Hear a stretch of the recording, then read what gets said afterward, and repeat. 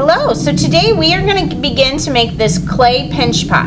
And what it is, it's a little pot that has a hole at the top, a little divot for you to put something into. And it's made out of a little ball of clay. So you're going to start with a ball of clay and you're going to roll it in your hands to get a nice round ball, or roll it on the table. But you want a nice round ball or sphere, a sphere of clay. And smooth out any cracks that you might have in your clay. Just take your finger and run it across the edge of those cracks that you have in your clay. And then you're going to take your thumb and push your thumb into the ball. Now right now the thumb hole is as big as my thumb, but I want to make it bigger. And the way that I do that is I take my 4 fingers and I pinch the side of the clay. And as I pinch, this hole gets bigger. And that's what you want to do. You want to pinch and keep turning the ball and pinching all the way around. And as you do this, the hole in your pinch pot gets much bigger.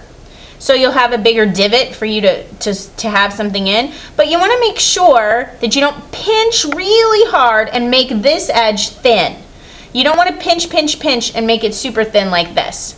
You want to pinch gently, but you want the edge, the top edge, to be a little bit thicker. And you're going to pinch all the way around until the hole gets a nice size. And then this isn't too thin. And then right now my bowl kind of rolls around because the bottom of it's rounded and curved like the sphere or the ball. So I want you to then, the last thing you do is take your pinch pot and tap, tap, tap it on the table. Make sure it stays round. Tap, tap, tap. Get a nice flat bottom to your pinch pot. And then you're going to bring it to me and I will scrape your initials and the day you have art on the bottom, and we'll fire them, paint them, and take them home. Alright, hello first grade. We are going to glaze our pinch pot today. And so you're going to get little cups of some different colors to choose from, and you get to choose one color for your pinch pot, not more than one, so only one. And I'm going to use this blue glaze, and it kind of looks like paint, but when you paint it onto your clay, you'll notice that it dries really fast. And when it dries, it looks a little chalky, and it does feel a little chalky when it dries on your clay. But the great thing about glaze, and the really neat thing about the glaze, is when I fire your piece a second time, because I've already fired it once, that's why it's hard and white. So when I fire it a second time, this glaze is going to melt and it's going to turn into glass on the outside of your pinch pot. So your pinch pot's going to have a layer of glass on the outside, and the glaze will get really shiny. And it'll be really smooth to the touch.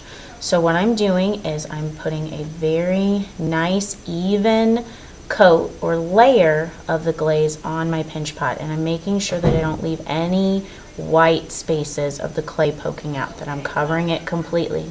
And when you glaze, one thing I want you to remember that's very, very important is that you will not put glaze on the bottom of your pot. So where your initials are on the bottom of your pinch pot, you will leave not painted or not glazed. You can't glaze the bottom of your pot, otherwise I won't be able to fire it, and your pot will just look like this instead of the shiny glass covered pot that you could have. Because if I fire your piece and it has glaze on the bottom where your initials are, it'll get stuck to my kiln. And we don't want it to get stuck to the kiln. It'll be permanent. I'll have to use a hammer to break it off my kiln. So you've got to make sure that you do not put any glaze on the very bottom of your pot where your initials are. You're going to leave that unglazed.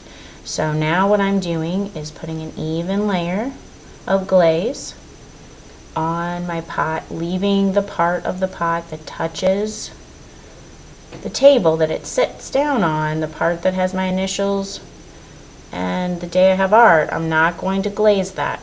And so now I've glazed a nice even coating. I missed a few spots here, so I'm going to add that. And if you want, and you have time, you can add another layer on top of your first layer so that you can make sure it's covered evenly. And you'll have a nice shiny pot. If you glaze real thin and you don't cover all of your spaces evenly, then you'll have spots that are shiny and spots that are not shiny. Alright, and this is what how we're going to finish our pot. And then once your pot is glazed and finished, you're going to give it back to me and I will put it in the kiln and refire it, and it'll come out a shiny bright color. This color is called Blue Caprice. So obviously it's going to be a blue color, but it might not look exactly like it looks right now. Good job, first grade.